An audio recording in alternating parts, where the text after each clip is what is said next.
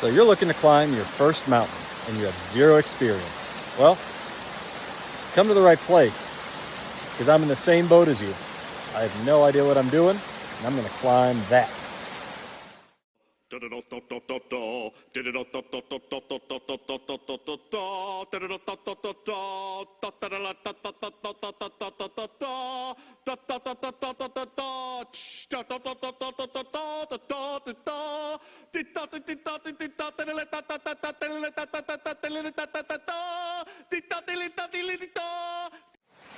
So I am getting ready to climb to the top of Mount Oberlin.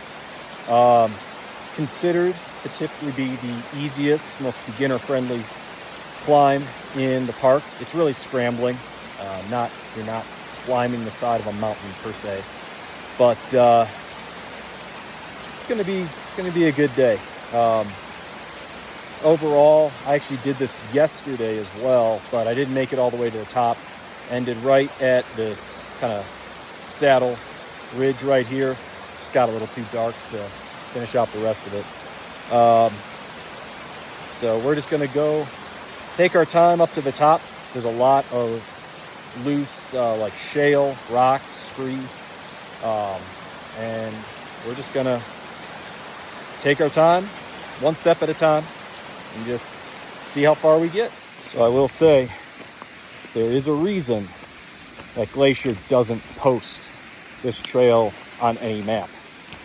It's you know, it's a much more serious trail than a lot of what's out here.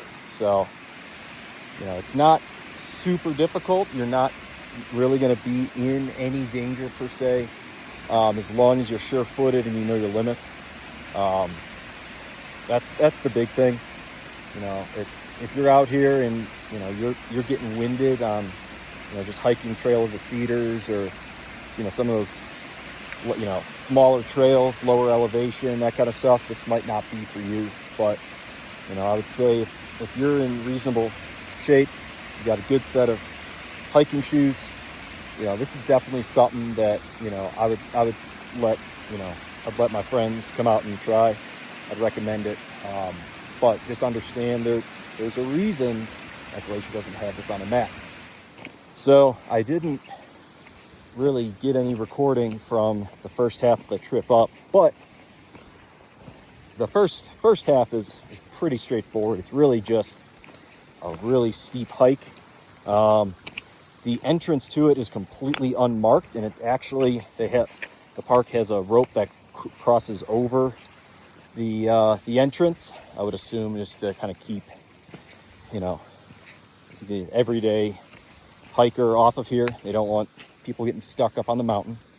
But yeah, it's really just a nice walk in the field with beautiful flowers and all these little like dwarf pines around here. But yeah, really nothing to write home about. So I really started filming once we got up to the more technical area to kind of show you what you can expect. But as far as the first leg, really, it's just that. It's just a rocky trail. Nothing hard, nothing difficult. It's just, it wears you out by the time you get up to all of that. All right, so pretty much from right here, I don't know if you can see the trail, but up to this point, it's really just a very steep climb. There's no real crawling around or holding on to things that's involved. It's just kind of a really, really steep, unmapped trail. But right here, you get your first little section where you have to start making your own way. You can go here to the left. It's kind of just a consistent climb all the way around, but you've got a lot of this loose rock. Over here, it's a lot steeper, but there's a little valley you can get your feet to stick into, and then it kind of works like a stairway going up. Probably gonna go that route just because it's a little more sure-footed, and leave all the scree and loose debris for another time. All right, so you can see it's nothing really crazy. It's just this kind of loose debris. all the way up, but then you get to these nice little steps. And you just go right on up them. And here you can see you're getting a couple handholds here and there, but nothing too crazy. Can walk around this way. Woo. But you gain elevation pretty quick. You'll probably be cussing a little bit if you're not used to stuff like this, but it's worth it. Logan Pass is way down there. You can see, I think that's the Hidden Lake Trail, the boardwalk in the distance. And then we went all the way, kind of zigzag your way down through these little forests of like dwarf pines. And you just keep going all the way up.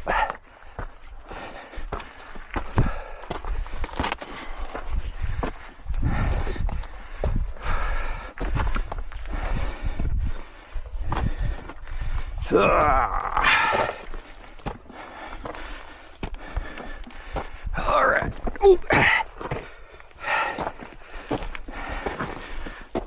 Definitely not as sure-footed this time as I was yesterday, but we're getting there.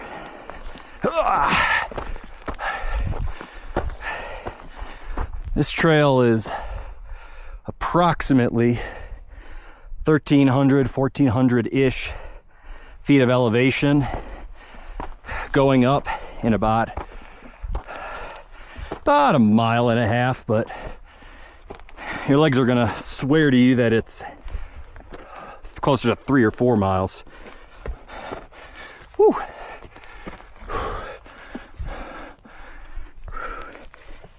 Just want to make sure that you're getting handholds wherever possible.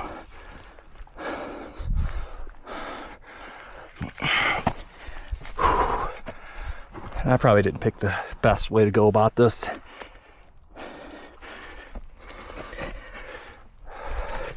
But we're getting there. Yeah, see, I should have gone that way. There's little stair steps, but just get your 3 points of contact at all time and you're good.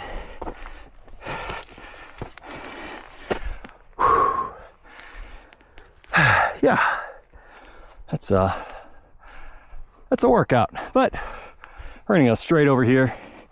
It should start to flatten out just a little bit for at least a little ways. All right, so we made it to the saddle, or the ridge of Mount Oberlin. That's Mount Oberlin there. I don't know what that one is, but that's a really big mountain. That's a really steep mountain. That's kind of a bendy, hilly mountain, but that's Mount Oberlin. And this is the ridge that we'll take up to the very top. Judging by the time, so it took me about 45-ish, 40 minutes to get up here. And I mean, I was stopping a couple times along the way, so it's absolutely doable within the 3-hour window that you're given to park at Logan Pass. Had a really nice open space here. You can see these dwarf pines that are all over the place, super cool. And when it's super windy up here, you get the wind whipping across the ridge this way. You get behind these things and you're sheltered pretty darn good for them, but it does get pretty brutal up here as well. Look at that. Got the sun rising, casting down onto those really pretty mountains over there. I don't know what the names of those are. That's kind of a big sweepy mountain. Just beautiful, a little hazy. You kind of smell the smoke from the wildfires, I guess, over in Washington are blowing through, but still really pretty. All right, so yesterday when I was here, this is about where I called it quits. I was up here with my 2 friends, Sean and Katie. They just got married August 17th, 2 days ago from today, at Big Bend. They did this hike with me, but they decided to call it quits down there at where the dwarf pines are. I tried to make it up as far as I could, but daylight was starting to get a little low and I was starting to get a little lightheaded. Didn't have time to really take a break, so I got high enough to say I summited Mount Oberlin, I would say, but I didn't reach the peak.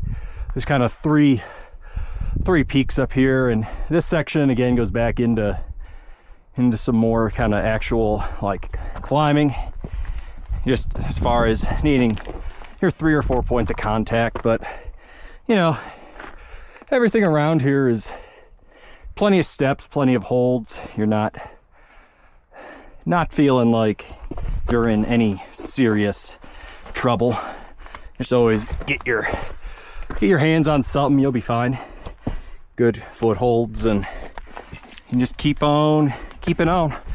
But this is what the last little bit to the actual peak summit looks like, and I haven't gotten any further than this little crest right here, but you can see there's plenty of stuff that'll still hurt you if you're not careful.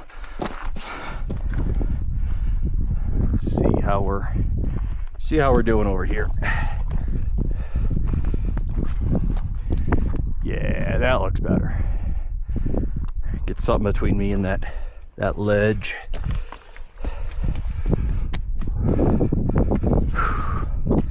Yeah, there we go. Oh yeah, this is better. This is already looking better. And again, you just got to be real careful of that stuff. Get a good foothold.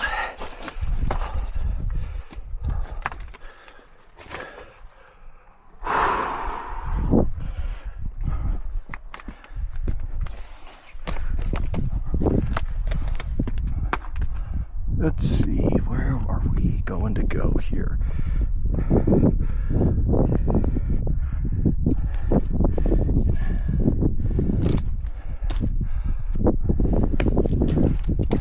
Yeah, here we go. This is what we're looking for. This is the money ticket here. All right, go that way. Yeah, we're gonna go that way. But I mean, overall, you can see it's not for the faint of heart, but it's not anything crazy. As long as you're sure-footed and you've got a halfway decent pair of shoes and a strong pair of hands. Let's go this way.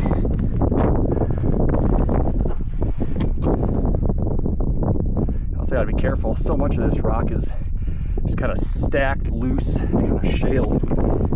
Make sure it doesn't. You don't want to pull out on it as much as you want to put some weight downwards.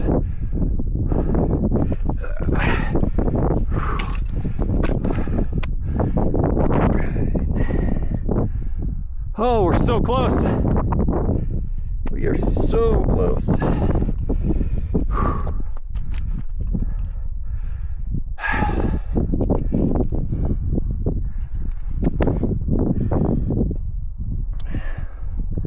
Let's see if there's a better way.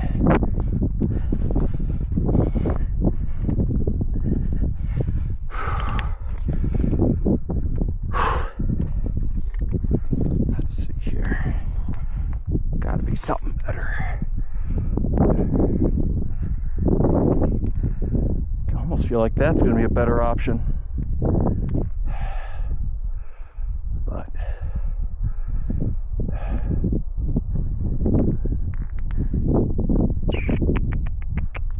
all right, and we're back. I found a good step here, and you can just see though, you got to really be careful where you're putting your feet. Make sure none of that gives way on you. Woo!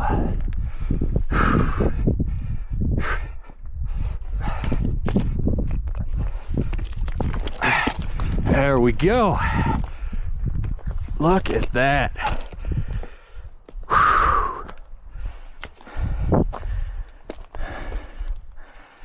What a view.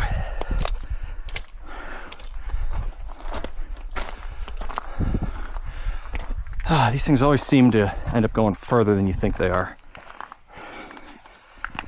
Okay, so this part's all new to me. I gotta tell you, it's a hell of a lot more to climb than you think when you're down at that saddle.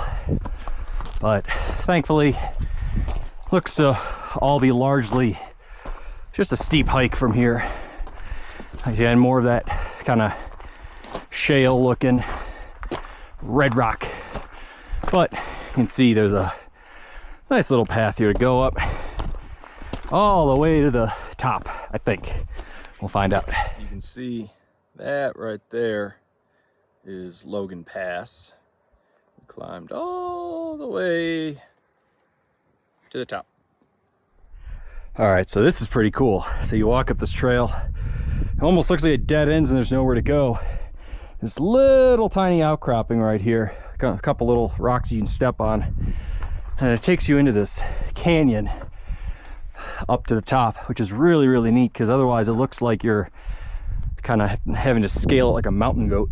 But it's all laid out for you real nice. That's a good rock. Look at that rock.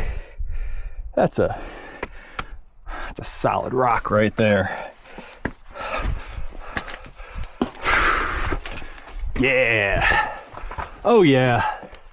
All the way to the top. This is money. So it looks like it had some mountain goats or sheep up here. It's pretty cool. So there is wildlife up here, even at the very top of a mountain. And for them, this is probably just another day in the park. Well, I think I've hit my stopping point. I made it to the second peak of the three, it looks like, of Mount Oberlin, high enough that I'm gonna say that I reached the summit. But it gets a little technical up here, at least for my very novice skill level. And not having anyone else up here with me, I'm just not interested in pushing it any harder than I am. And that's okay. Especially for all the novice people out there. You don't have to risk your life or feel like you are to have a good time and be able to say you did something pretty dang cool that most people out here aren't doing. I will say, kind of a recap on this one. They say that this is a scramble class like 2 to 3. I'd say that's probably about right. For everyone that doesn't know what the classes are, if you're brand new and trying to look for your first mountain to hike, I would say that this is a mountain that it's steep enough and it's hard enough that as a brand new hiker, you can definitely say you climbed a mountain. You can definitely get to a spot up here where you can be pretty proud of saying that you reached the summit. And you know, as long as you've got kind of a sure foot under you, good hiking shoes, and maybe a pair of gloves, I think it's pretty doable. But it's not for the faint of heart. It's not for people that aren't confident in finding their own way and knowing what lies underneath them and around them. But if you're looking for something that isn't on a map, isn't fully well known, I would absolutely give this a shot.